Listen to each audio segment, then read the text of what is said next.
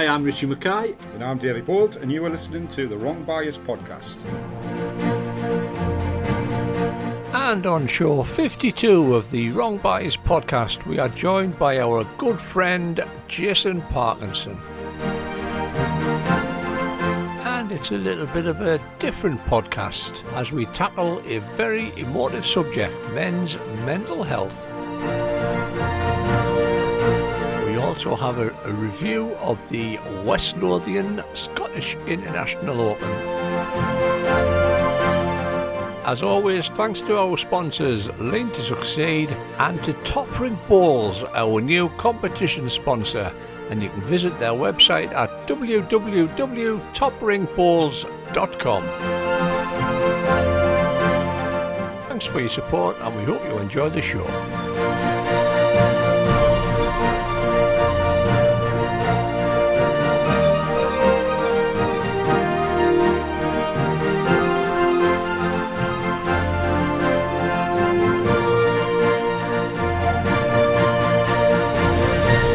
Right, mate, here we go. Show number 52 of the old podcast. The last few weeks, if anybody's been living on Mars, I've missed quite a lot of live streaming that we've been doing up and down the country. Started in September to November, 7 venues, 13 events, 180 hours of bowls, mate, and 2,500 miles. 4,600 quid's worth of Green Shield stamps. That 2,500 of miles was probably 2,000 of coming back from west of Scotland. The bloody roads were shut left, right, and the centre, man. Horrific drive home. I felt for you, mate, when you told us the next day, and both the main routes coming back from Scotland were closed. To end up on a rally track with where the road just went, you were driving. Where's the road gone? Bloody hell, hit the brake. But it all went well. Many thanks to the PBA and all the clubs that accommodated us and put us up and what have you. The viewing figures were tremendous. I mean, there was one of the event we hit 960. In fact, we actually hit about 980. We were very close to hitting 1,000, which I would have been bollocks out in a row of the green, mate. However, where's this come from? From our 23 when we first started it. What was the first? Usworth, wasn't it? Usworth, aye. Usworth with Jackson McKenna and Brian Porter.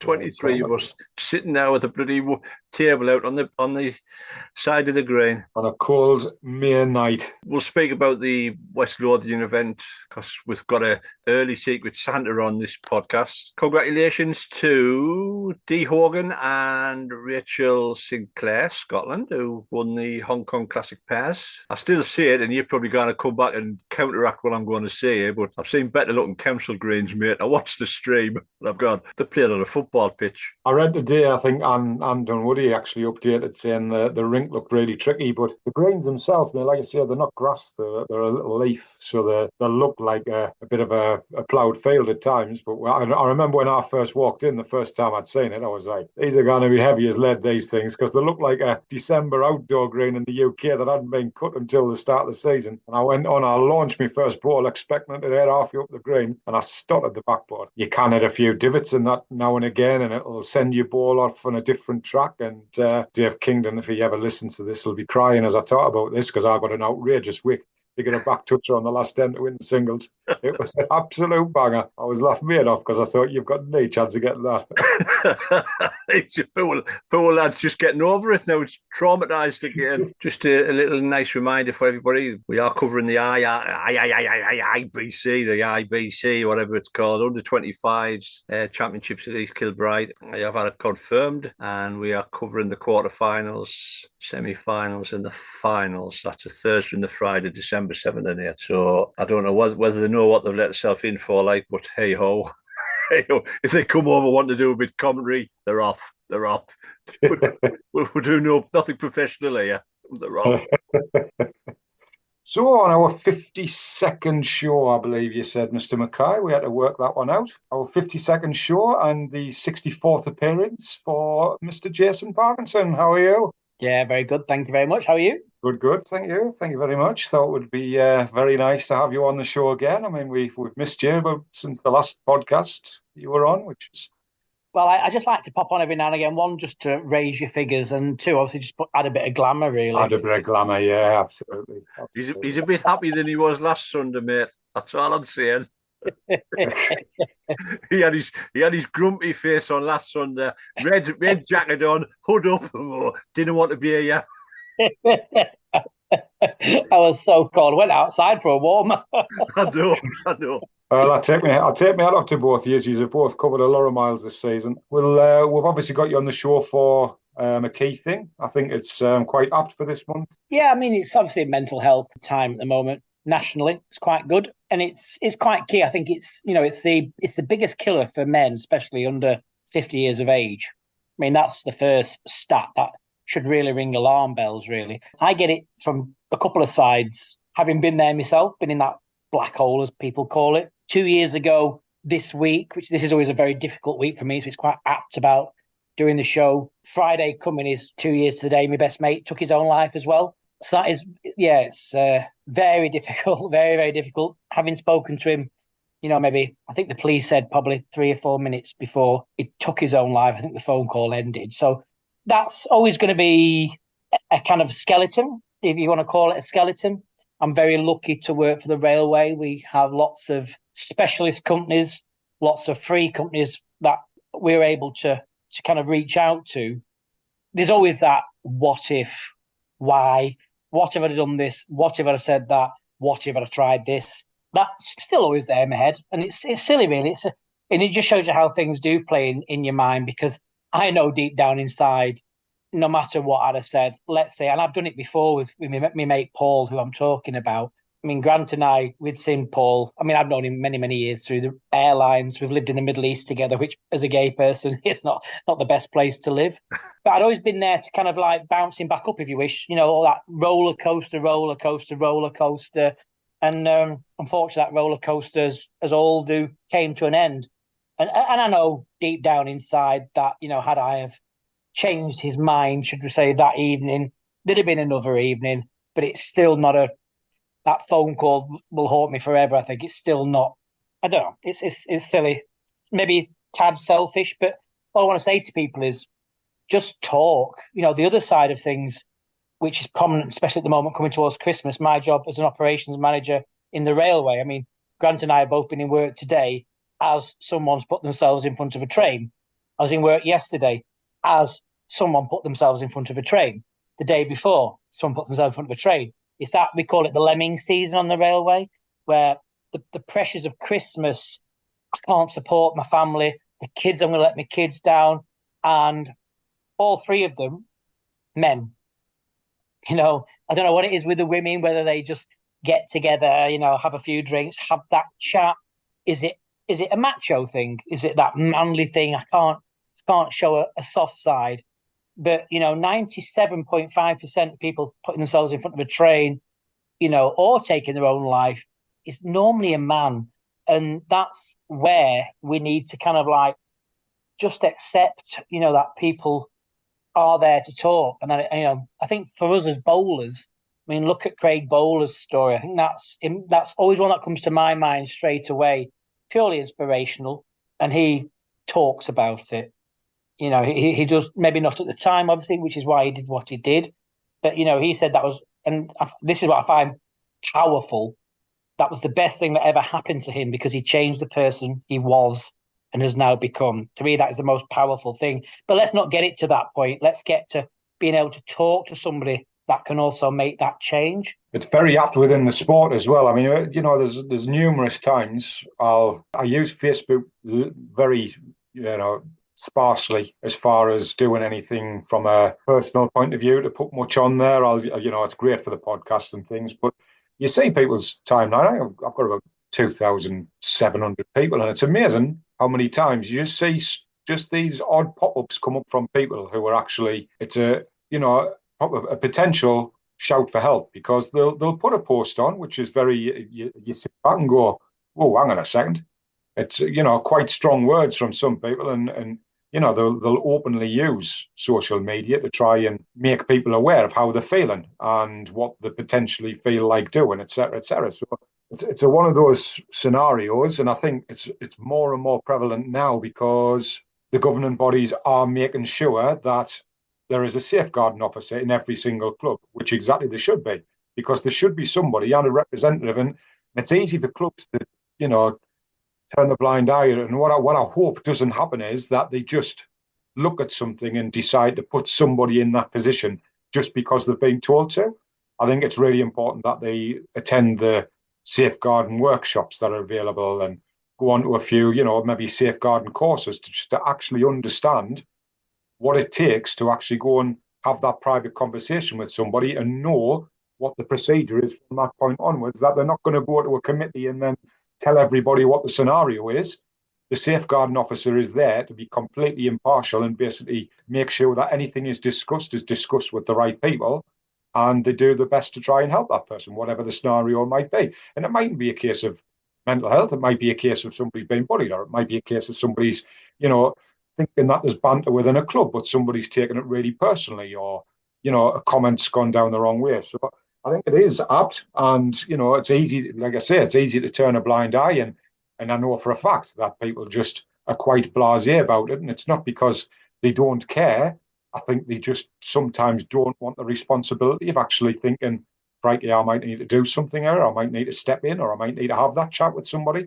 So I think they're a bit frightened more than anything else. I've seen loads of times from yourself, some of the sad updates that, the rigors and awful things that you have to go through at work. And it must be horrific to have to go through that type of thing. And yeah, I think it's a really good topic to talk about, especially this month when it's highlighted nationally as well. Yeah, I think this shows you exactly where the sad state of the sport in one way, but also the amount of work that needs to be done. I mean, unfortunately for bowls, obviously, because we don't make a living out of bowls anywhere really in the world. I know they do slightly better Southern Hemisphere, but the people that's needed, I mean, as in the volunteers that's needed, 80% of the time is people that are not working through their own choice or retired.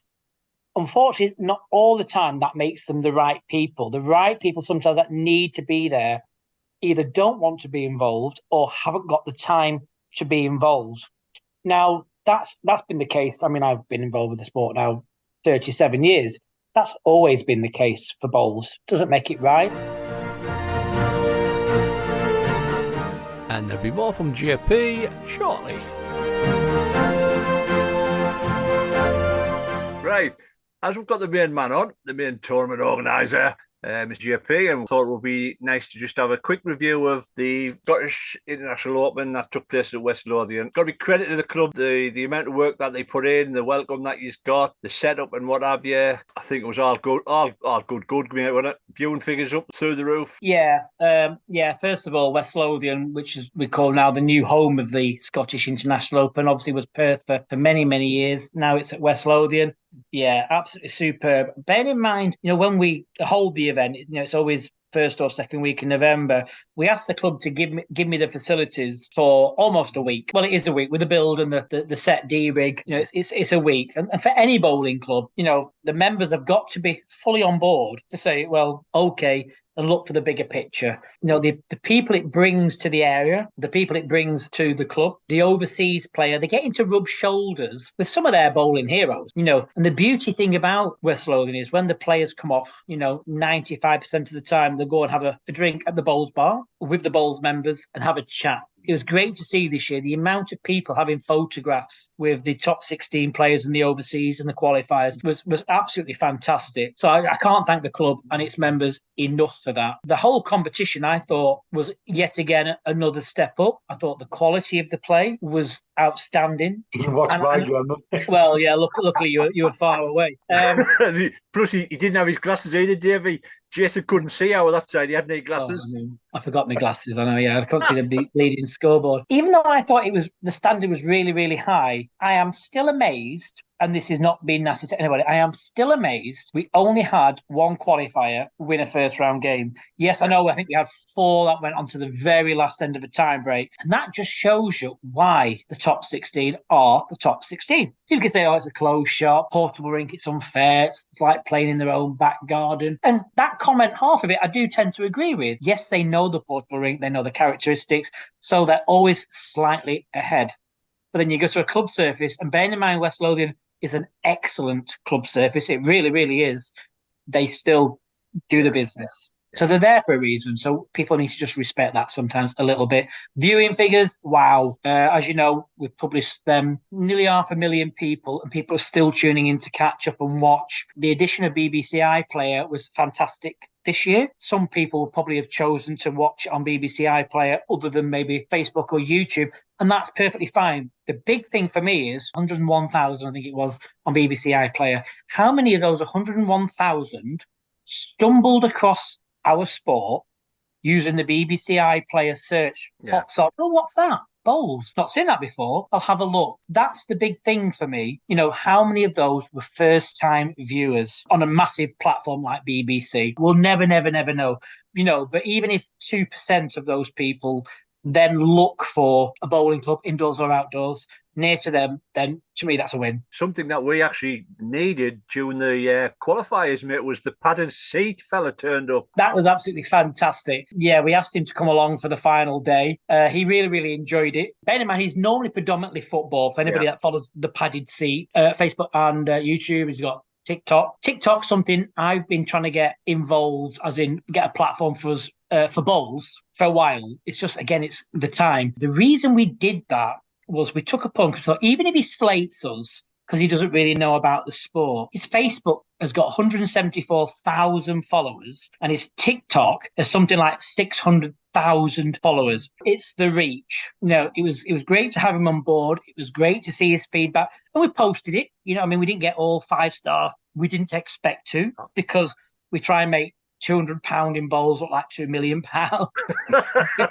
It was that raw feedback from someone who has nothing to do with the sport. And me, constructive criticism is what I like, not just someone throwing a flippant bad comment. And we'll take that on board, and we'll work with the other members of the WBT board, and we'll look to improve. But again, it's that reach. That's nearly 1 million people. Money can't buy that kind of stuff. And you can understand why sponsors sort of sees that and sort of, I'll get involved with bowls. I still say it's got to be the image, mate, isn't it? It's got to be the image, because the amount of exposure, if someone wants a 30-second television commercial, you're looking, £6,000-7,000 for a 30-second commercial. For £7,500-10,000, we can nearly give them headline sponsorship of a 3-day event and hit those figures. Whether they're interested in the sport or not, they can't say that for that amount of money, that exposure is not value for money. And it's not just headline sponsor, it's the advertising boards, it's the platforms that we have. People really need to think, actually, I might start putting some money back into this sport, or, I may invest if it's a new person. I did mention this before about that's another reason people just need to be careful what they say on chats, because we have a few sponsors that have been in touch with us and then look at some of the comments and just think, I don't see why I should get involved with the sport where the people that play it just slag it off. That's where we need to be a little bit more savvy. Sometimes we are our own worst enemies within the sport. Yeah, Richard Corson said it many years ago. Bowls is a fabulous sport. The only issue is the people that play it. We remiss of us not to congratulate Mr. Anderson yet again for another success in Scotland. That's, I don't know how many consecutive wins he's got on that show rink now, but it's quite a few. And also a special call out there for my pal Mr. Walker, who backed up his World Championship win and nearly backed BT ranking event, which again just shows anybody out there who manages to qualify for a WBT event, you have a good run.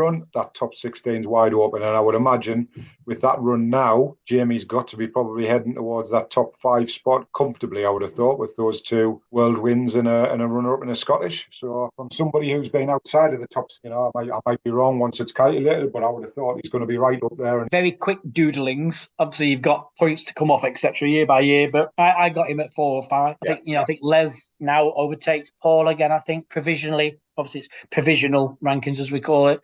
Jason did very, very well again, so he's going to climb up slightly in there. So, I mean, this is, I know people say, well, it's only because you've got 2 events. Yeah, of course.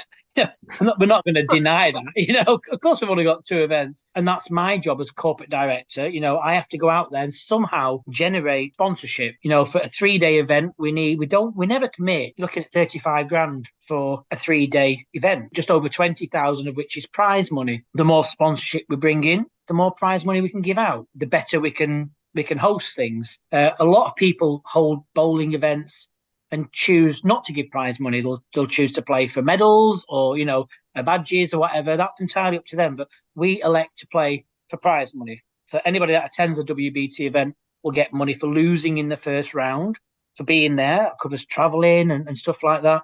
That's the big difference. We need to get that money in. Anybody listening to this that has a business or knows a business that thinks, what can they do for me?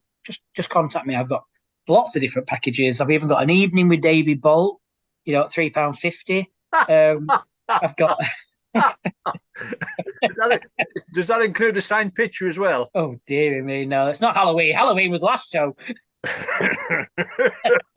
I'm going to do like a David Brent one off The Office where I'm lying on a table with my hand on my chin. Did you see our new merchandise that we tried? The bottles. The bottles, yeah. I mean, we got them as just something we're going to try to give out to people, but people wanted to buy them all over the place. It was great. I was signing them and everything. And your little car as well. Let's not forget your little car. Yeah, we had a chat. What easy fixes, what quick fixes, or quick additions, cheap additions, obviously, because anything costs money. Just to make something a bit more fun. So we had the little car, which had the WBT and Leeds Succeed logos on. Each game we decided to try and give somebody the task of driving the car. Now, he's going to hate me for saying this. The worst one out of all 16 was Mark Dawes. I mean, I have no idea what he was doing. I might even ring the DVLA to get his license revoked. Absolutely shocking. He was even outdone by 13-year-old Aston. He was absolutely fantastic. And little, Rory, he was fantastic as well. And the cream of the crop, I thought, was Lucy in the final, where Jamie went to get that little jack and she moved it twice. I thought that was absolutely superb. I was waiting for Jimmy to kick it. I says, sod it. Yeah, I was waiting for someone to kick it. Or my biggest worry is it running out of batteries halfway down the green or something like that. But yeah, it was a gimmick. Yeah. I think the audience liked it. I think it just got people into that decent mood just before you go on. Do you know what I mean? We'll try new things. It's not stars in your eyes, but well, if it's good enough for other sports, mate, it's good enough for bowls. Well, yeah, exactly. I mean, cricket do it, don't they, and stuff like that. Yeah. If you don't try anything, you'll never find out. So it's worth always giving things a go. And I thought, like you say, it brought a little bit of atmosphere before the start of the games to give people a laugh. And sometimes it doesn't need to be something spectacular. Sometimes the simplest things can obviously just have a big effect. And as is always the case, there'll be people out there that love it. There'll be people out there that hate it. But ultimately, £14.99 at B&M Bargains, that one. Oh, God, money well spent. There's lots of different things in the pipeline. New set. We're looking at talking about getting a new set built for the Worlds. We've got ASIC currently designing, obviously not for this year, it's too late, but we've got ASIC looking at designing complete new look. So we're just trying to, again, look at how we try and move things forward. But it's always hard because moving things forward comes at a cost. Right. And it's how you cover that particular cost. The best thing about Scotland is, I'm working with a couple of companies at the moment to try and get a UK Open back up and running. In my head, it's where would you put it? West Lothian and Scotland in general are very, very good supporters of the sport. And it shows you with the figures. I mean, twice now, Gordon, who's in charge of our tickets and hospitality, does what Gordon does and comes in one morning with a little smile on his face. And damn well he's oversold again. It's like, where are you putting them, Gordon? I'll find somewhere. But he's constantly actively going out there looking for things. If you went down somewhere else, you never, this is going to sound horrible as an Englishman, you never guaranteed them that those people to turn up. Yes, you want to move things around, but could I guarantee a place as busy? And that's the downside of streaming sometimes as well, isn't it? It's so readily accessible that people are thinking, well, I'll just stay at home and have a glass of wine and watch that, which is great. But you still also need people to create that atmosphere by turning up. And the atmosphere on that final day was absolutely amazing. And if you don't stream the event, people will come on saying, why is it not getting streamed? Such a WBT, why are you not streaming?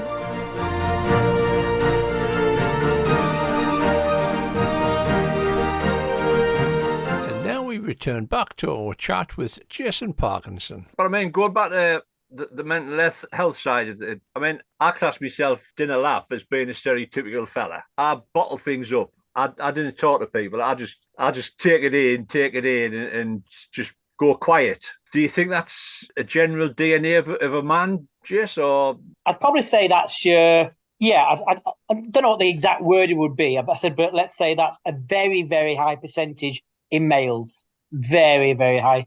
And, it's just like, I mean, it's at what point do you think this isn't actually a weakness?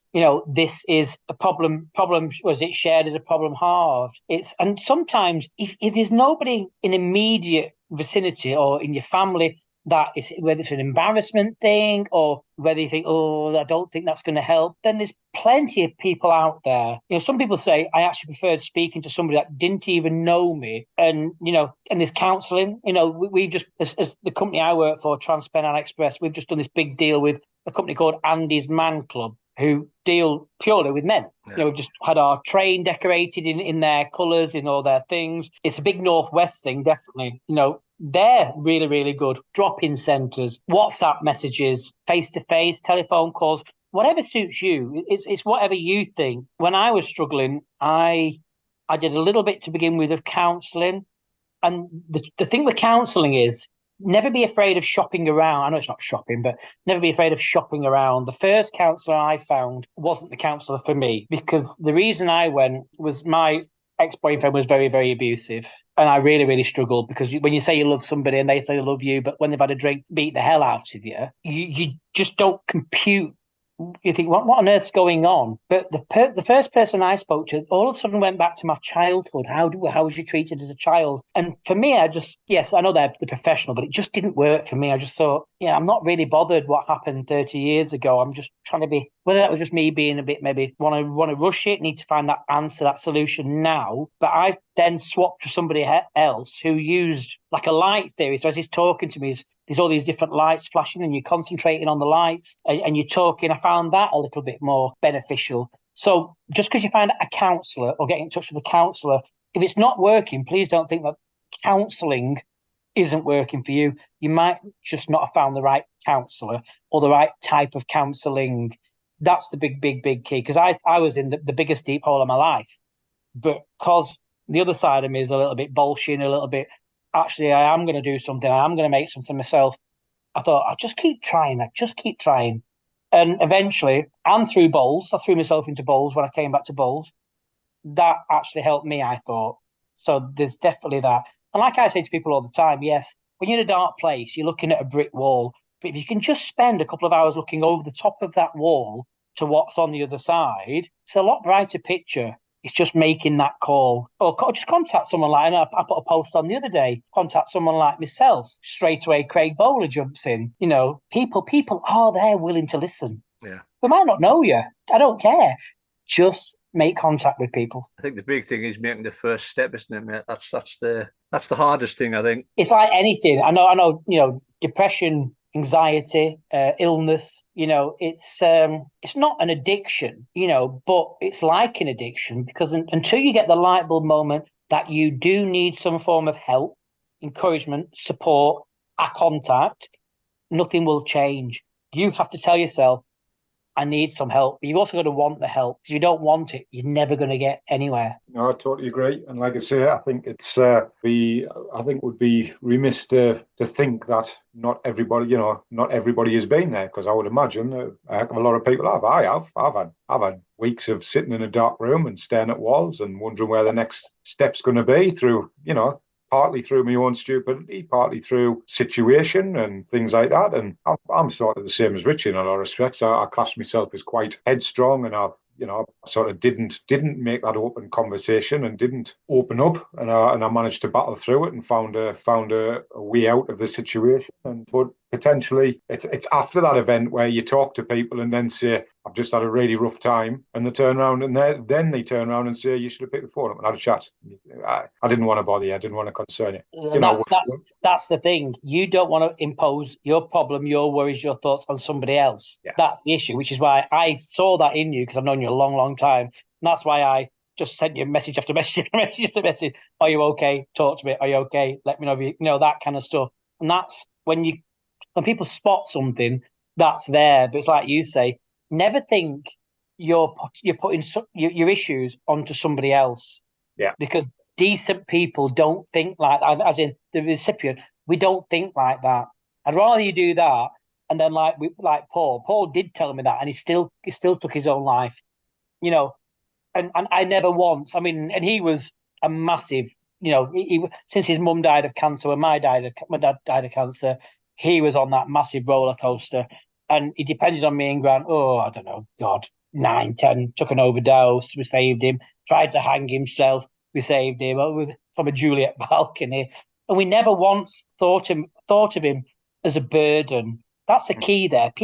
Decent people would never think, why is he telling me that? Why is he putting that pressure onto me? So I'm glad you said that, because for the other person, it's not like that, Davey. Yeah, and I think that, like I said, it is important to say, and I think that's one thing it's important to also do is not to be frightened to actually say that you've been through a struggle. I think there's a lot of people who, I think the trouble is they will have a struggle and then potentially have another struggle, and they'll battle their way through the second time. They might battle their way through the third time, but then all of those struggles start to mount, and your whole frame of mind and your whole mental capacity starts to just, there's only so much you can take at times, and this is where some people get to, and it's because they can make. I mean, like I say, I think I was fine last time. I dealt with that myself last time. Let's say even they do it 2 or 3 times. At some point, that just compounds and compounds and compounds, which then in return sometimes think, oh my God, I can't cope with this. So I'm going to block it out and I'm going to turn to drink. I'm going to turn to drugs. I'm going to self-harm. That kind of stuff then starts to creep in. And that is a massive rocky road. It really, really is. So just because you've done it once or twice, that's compounding them. Because every time something happens, you just think, here we go again. Why is it me? It's, and it's just thinking about, I need to start blocking something out. Drink and drugs will only accelerate dark moods, trust me.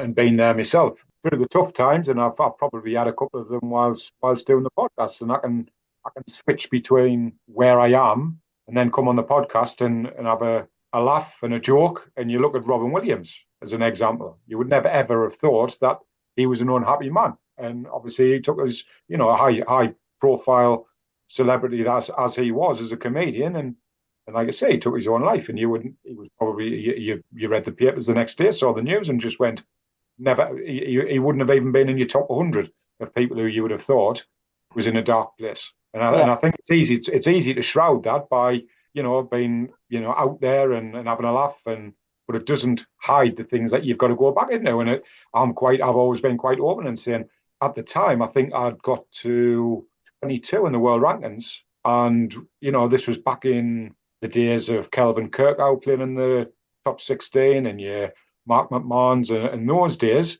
And there was a bit of a chance I could have got closer to it, and I ended up just packing in for 2 years completely. I was walking onto the green and never expect to beat anybody, but in your own mind who you're capable of beating and who you would normally win a game against. I was losing games against people who I would not normally lose those games to, and it wasn't the fact that I was getting beat, it was the manner of how I was getting beat, and myself knowing that one thing from a young kid, if I was behind in a game, I was like a bulldog grabbing hold of somebody's those things when they're nads, say nads, your nads. And I would fight and fight and fight, and there was numerous games where I'd come back and win the game from oblivion, really, not expected to win the game, and I was starting to lose the games and just couldn't be bothered. There was no fighting us, there was nothing there, because purely and simply I was playing the game, and it constantly in the back of my mind I was thinking, by the time I come off this green and I finish this game, I've got to face the rubbish that I've got to face back in the house again. And it was just a window of opportunity for me to take my mind away from things, but it wasn't even replacing that anymore. It wasn't even taking away the thoughts during a game. So all of my focus was what's going to happen after the game, and my focus on what I was doing in the game had gone completely. So I just walked away for 2 years, lost my position in the WBT rankings where I was. I had to walk away. I had to get away and take time out of the game. And I think I came back, and the first season back, I think I won the national singles. And it was just, that was the difference between losing to people I wouldn't have expected to lose, and then coming back and then walking away and winning the national singles in the first season coming back. Purely because my mind was clear of any issues that I had, and I was in a much better place.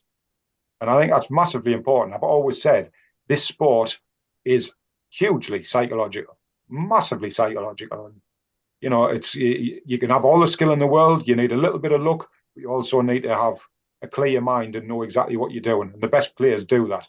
They just play the shots because they've got nothing else apart from that shot that they're thinking about. It comes in multiple forms. And I think it's just important that people pay a little bit more attention and just look for people who might be just acting out of character, not looking themselves, not being the way they normally are in groups or staying away from the groups. And just don't be frightened asking the question, why? Are you okay? And that was appreciated from you when you sent us that message, because it came out of the blue. And I didn't expect it. And it was nice that, you know, it's not nice in some ways, because I hate the fact that people are looking and saying that I'm feeling not the way I want to be feeling. But the fact that you asked the question, I had loads going on, and I have done for 2 years. But thankfully, because of probably playing this sport for so long and having a really, really strong sort of mental capacity of battling through things, I think that's got us through quite a lot of stuff as well. Sometimes in life, you do sometimes just need to take that step back, reevaluate to move forward. Otherwise, you're never going to move forward if you just keep trying to push against the wall. The other thing I wanted to push was, I don't. You've probably both seen it, but did you see the Norwich Football Club where it was "You Were Not Alone" video? Yeah. No, you haven't seen No. it. I tell you what, it's. I mean, I'm 6'6".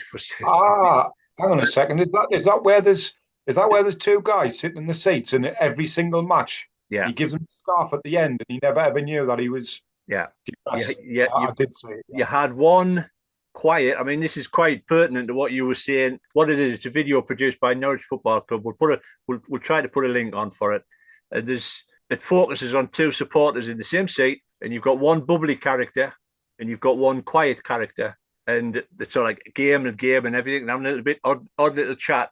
And if you're like me, you would focus on the quiet lad and say he's got the problem. But at the very end of the video, there's an empty seat, and it's the bubbly lad who obviously is, whether he's committed suicide or what have you, I don't know. It brought a tear to my eyes when I watched it. I got quite emotional when I was watching it. You just remind us of it, because I remember the score. I think they score a goal, and the guy who's jumping about, the other guy's sitting, and he's celebrating in his own special way. But the guy who's jumping about gives him the scarf. Yeah, and you think to yourself, this guy's the one who's really down, and it's the guy who's jumping up and down who's concerned about him, and he gives him his scarf as if to say, there you go, there's a present for you, there's a gift. And then the next match that comes along, the quiet guy comes along with a scarf and actually puts the scarf on the guy's seat in the where he sat for years. So yeah. Just as soon as you said it there, it came to mind, because I did watch it. It's just a masquerade, isn't it? Again, it's another defense mechanism. I can't show that I'm not okay. I can't show that I'm struggling. That whole comes back to the alpha male, doesn't it? I can't do this. I'm a man. I should man up, whatever on earth that is. Grow a set of balls, that's what it is. Grow a set. Yeah. And this is the other thing. I mean, like when Paul, my mate, he was an odd one, because he did talk about it, which is why I think Grant and I were able to save him a few times, or to bounce him up and down a few times. But I mean, when he was so disciplined because of his jobs. I mean, when he was working, he wouldn't touch a drop. He couldn't even say have one, have a sniff of one. It was just no. When he was off work, he would just drink, because that was just the way his mind went. He was a yo-yo dieter because of this whole discipline thing. He'd put on 10 stone, but then when he was coming off it, he'd lose the 10 stone. You know what I mean? It was just a joke all the time. And then what really worried me near the end, this is one thing that really does haunt me. Paul was always an angry drunk, as I would call, miserable drunk, angry drunk. And when he took his own life at the end of the COVID. All of a sudden, when he used to ring me, he was off work because we're struggling to get medical appointments through work, through COVID. All of a sudden, he was becoming a very happy drunk, and it was just out of character. And I kept saying to him, I just don't understand what's going on. He never really got on with his sister, because his sister was very money focused, knew he had a very good job, only ever contacted him when she needed a loan or some money or something like that. All of a sudden, he said, I've made up with my sister all of a sudden. Approaching Christmas, obviously, because it's near the anniversary of his death. So I thought, such a grand, okay, that's great. Very out of character. And then the big one was his father. Although I knew his father knew he was gay, he was always a bit worried about that his father would not accept him because he was from Bolton. And he rang me one night, crying his eyes out, 1:10 in the morning. Told me dad, Jay, I've told me dad. Finally he knows. And I said, like, go on then. And what did he say? And I knew exactly what the answer was. You, my son, of course, I love you. And then, the next evening, he took his own life at 6:00. Why didn't I see it? Well, I did see it. This is, I saw it, but when you look back, he was putting things in place. Yeah. He'd already, he'd planned that for at least a week. He was putting all these things in place because that's the kind of guy he was, putting all the wrongs right. And, he rang me one night. I was driving a train in Liverpool. And he said, I can't cope anymore, Jay. I'm so sorry. I'm going to smash my car against this wall in Rivington Pike. And I said, don't be so stupid. Had the normal conversations that I had with him. Clearly been drinking. I said, look, just have a sleep or something. Go home. I said, I'm really, really sorry. I need to drive this train now, which is the biggest regret I ever had. Get yourself home. When I get to Leeds, I'm going to ring you. And I honestly thought, once again, he made job done. Gets to Leeds an hour and a half later. Phone call from the police. Oh, hi, it's the police here. Can you call me? And I just bloody knew he'd done it, straight away. And yeah.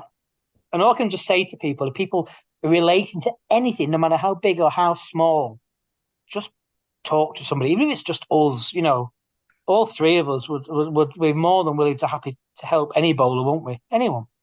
Totally. Or at least put you in touch with professional help. I've got loads of contacts with her.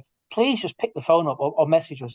I think the other thing as well, Jason, I mean, this might sound terrible, but people who do commit suicide, obviously it's horrific, but the wreckage that they leave behind, I mean, just looking at you now, we can still see how it's still affected you 2 years on. And it's the people who get caught up in it when the person's not here, whether they know they're doing it or not, but it's just the wreckage that's left behind. It's just it'll never go away, unfortunately.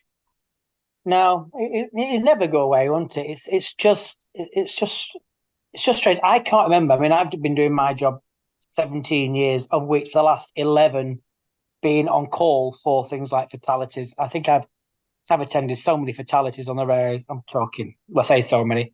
You're looking at 30, 40 fatalities. Only ever one lady, always men, or even boys. I mean, I've been to a fatality with 2 14-year-old boys. And it's just strange. It's how we need to somehow get the message through, not to anyone, but mainly to men, that, we are here. You're not a failure. Like you say, it's the wreckage people leave behind, because everybody starts not blame. Well, I suppose they are blaming themselves. It's with any trauma. Yeah. What if, isn't it? What if? Yeah. And that is a question you will never, ever, ever answer. No. And that's rich coming from me, because I ask myself that all the time with Paul. But it's always that what if. But if you spin it, what if I'd have spoken to somebody? What if I'd have reached out? Yeah, I think when you say, David, we do see quite a lot of it.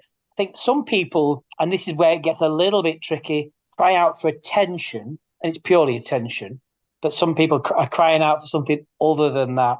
And this is why people just need to be very, very careful. Like, just wanting attention can sometimes mask somebody who really needs the help. Yeah. Or maybe you may want the attention, but then slip into something. And the boy who cried wolf, for example, but might think, he's after the attention again. But really, it's gone further than that now. Yeah. It's gone to that next level where they actually want help. Yeah, definitely. I was just going to say it's that age-old saying, hindsight's a wonderful thing, mate. And it's trying to make sure that you never think, with hindsight, should I have just picked the phone up? It's a case of, unfortunately, well, not unfortunately, but it's just sometimes a case of pick the phone up. And if it doesn't work and if it's not needed, then you're probably never going to say hindsight's a wonderful thing, because you've done what you felt that was needed to actually help somebody. It's that whole thing of living with, like you've talked about, the whole thing of living with not having picked the phone up, and that what if scenario, like exactly what you've just said.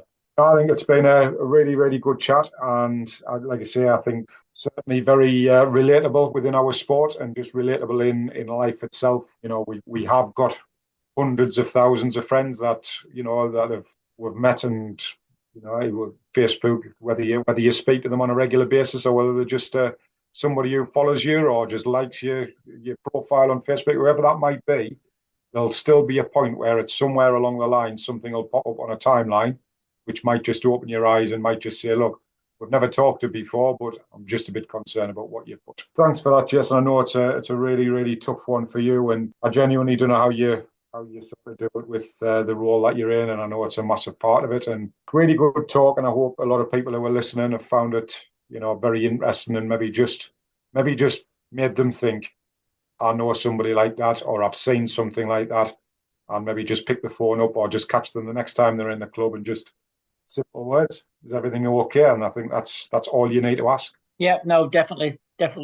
It's on the character, isn't it? I mean, I think the job that we all do with the podcast and also streaming, don't we? I mean, the whole idea of it is to have that nice, gentle banter, have a giggle, make a lot of flippant things. But, like you say, David, we've been there doing all that, having a ball, having a blast, having a giggle, making people chuckle. But, for you, more so recently, has still been dealing with other things. And people think, oh, my God, I couldn't believe that. Because that, again, is that masquerade. Yeah. It's not a job, but it's, that's what you come across and try and do. I mean, the biggest thing for me was, I remember at Levington very quickly did some commentary with Craig Bowler, and someone popped something in the chat like they do, a bit of chat saying that Craig was inspirational. So there was a bit of a middle point in one of the games where wasn't really a lot happening. So I thought, well, whilst I've got Craig here, a quick chat about what was going on. And within the first 3 or 4 minutes, someone said, oh, I wish these two would stop talking about mental health and just get on with the bowls. And I just thought, and that is why people are in such a mess. just think twice. It was during a ladies' game. As Richie calls it, you'd have heard one of my JP huffs. Huff. Signature huff. This is exactly why Richie puts a dog collar and a lead on me, because when I see some of the comments that come from, honestly, up in West Lothian, honestly, I just chuckle 2 or 3 times. We see it over and over and over again. The podcast is there purely and simply to hopefully give a few laughs along the way. Most importantly, the work Richie does, the travel he's done, just to provide live balls. And it's lovely to see the comments from people saying it's been great to watch live balls every weekend for the last whatever it is. And I don't know how many times we've got to say it. It's like, if you didn't like what we're saying, turn the volume down. You can still watch the balls and didn't listen to the crap we talk. But you know what it is? We love the crap we talk. And thankfully, a lot of the people who also listen to the crap we talk enjoy the crap we talk. Exactly. It's as simple as that. It is as simple as that. All we're trying to do is just put a little bit of a twist and a little bit of enjoyment on watching balls, because do you know what it is?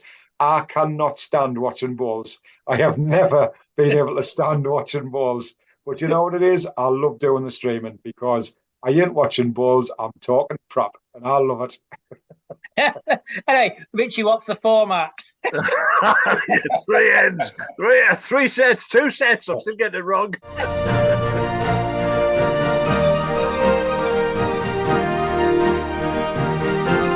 Right, there you go, mate. Show number 52, done and dusted, and our old little buddy JP Parkinson being on. It's a different kind of podcast, to say the least, an emotive subject. Hopefully anybody who does listen, you just never know how many people are out there who watch the podcast, listen to the podcast, whatever it might be, or might be just going through a bad time. I might know somebody who's going through a bad time, and it might just open that conversation. And you know what it is? I would love if this just did spark somebody to have a chat with somebody who's in a really dark place, and it helped. Brilliant. I always think about the streaming, because there's a lot of people who probably watch our streaming who probably live at home by themselves. Yeah, we do talk out of rubbish at times, but hopefully that if they're living by themselves, having brings a little bit of a smile to them, and hopefully, yeah, like you say, man.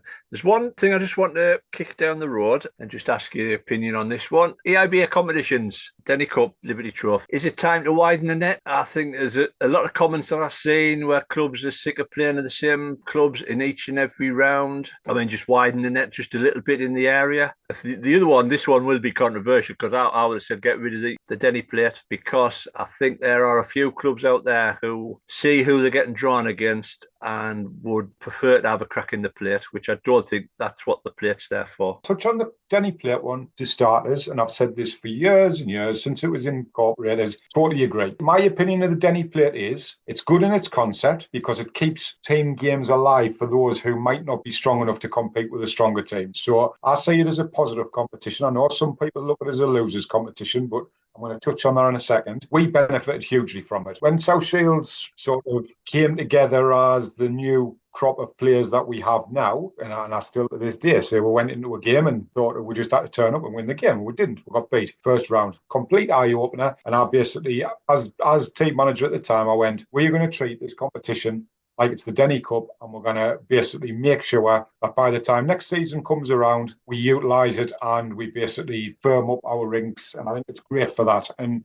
you look at Cumbria last year, they've done the same thing. Cumbria went into the plate last year, found players who, maybe wouldn't have ordinarily got games and basically built a squad who won the Denny plate and then give us a good hiding yesterday in the Denny Cup. Great to see Cumbria back because for me, they are the Denny Kings and have been for a long time. What I disagree with is that it's first round losers because, as we've said, clubs will specifically go out to lose that first round to then play in the Denny plate, which makes it a farce for those clubs that are taking time out on a weekend to go and play a no game. Every single club should have to win a game to play in the Denny plate. So it should be second round losers, not first round losers. So you've got to go out and actually win a game first, and then the second round losers then go into a plate competition. That for me then takes away the opportunity of any club trying to lose for the sake of losing. They might still do it. They might still win an easier game in the first round and then say we're going to chuck the second round because we know we're not good enough. But they've still had to go out there and win that game. And I've said this for a long time. It should be second round losers. As far as widening the net's concerned, I'm sick to death of playing Cumbria every single year in the trophy. Yeah. Home, away, home, away, home, away. You every year, and you probably know better than me, it must be 9 years off the bounce, something like that. Yeah. Cumbria. And what irritates us is Durham and Cumbria have both got the capability of competing against each other in a Liberty final. It will never, ever happen because we're battering each other in the first round. One seems to win at home one year, the other one seems to win at home the next year, and on and on and on. The Liberty Trophy is only about 4 rounds to get to the final. Just open it up to the country. Nobody will care. We played Devon in the Denny Cup. South Shields to Devon's probably, 2 of the furthest points you're ever going to play. We met at rugby halfway down the country, 2.5 hours drive, played against each other and went home. Nobody had an issue because it's an event for the club. There was people came down and supported. It was nice because it created a bit of an atmosphere. There was a bit of crack on the bus, or, even if it's just cars, it's just nice to get away with the lads and do. And these competitions up to a wider scale. I'm sick of playing the same local teams every single year in the same competitions. And this whole north and south, the north of the Liberty will play the south of the Liberty in the final. Why? Are you saying that 2 northern teams or 2 southern teams aren't capable of playing each other in the final? There might be a team out there that's, far better than any other team in the north, but they're never going to get the opportunity to get the final because they're battering the crap out of each other. Just open it up. It's the same with the Middleton. Open it up. Make it a knockout, and instead of having this 3 games in a Middleton where you get beaten in 2 of them, and your third game you're having to call on your B team players all the time because all of your Middleton players all of a sudden disappear and they've all got the bollocks to wash and go and get their hair cut and all of this. And it's like you're just not playing because at the end of the day you want a weekend off and we haven't got a chance. Take that out of the equation, make it a straight knockout. Understand that people have got lives and people have got sacrifices with families to play these games. Just get the competition done and playing against different teams from across the country. Yeah. That is what our sport is all about meeting new people and playing against different teams. And it's just become stale and monotonous. And I love the Denny Cup, but I'm sick to death of playing the same teams. Well, lit the torch there, didn't I? Boils my potatoes. Potatoes. Is that one of mine? That's one of mine, isn't it? Boils my potatoes, it does. But no, it's been a bugbear of mine for a long time. But I would guarantee that any competitive bowler out there who plays in Denny's, plays in Middletons, would not have an issue about just sparing 1 weekend to go 2.5 hours down the country and play a match, because ultimately, if they win, it's great because they get further in the competition. If they lose, great, they're out because they can plan things with their family and do things for the rest of the summer. Well, AIBA, Carl, if you're listening, son, Carl, we've already a suggestion out there. No criticism, we've already a suggestion. Well, there you go, mate. Show 52. Thanks, everybody. Hope you enjoy it. And watch out for our Boxing Day special come out on Boxing Day. What day is Boxing Day, Davey? That's on the 26th of December, last time I looked.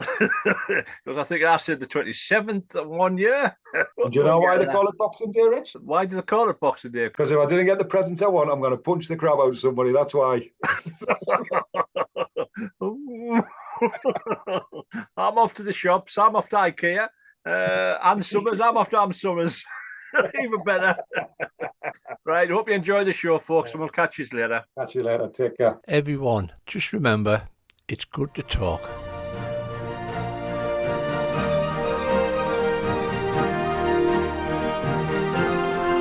Thank you for listening and hope you've enjoyed the show.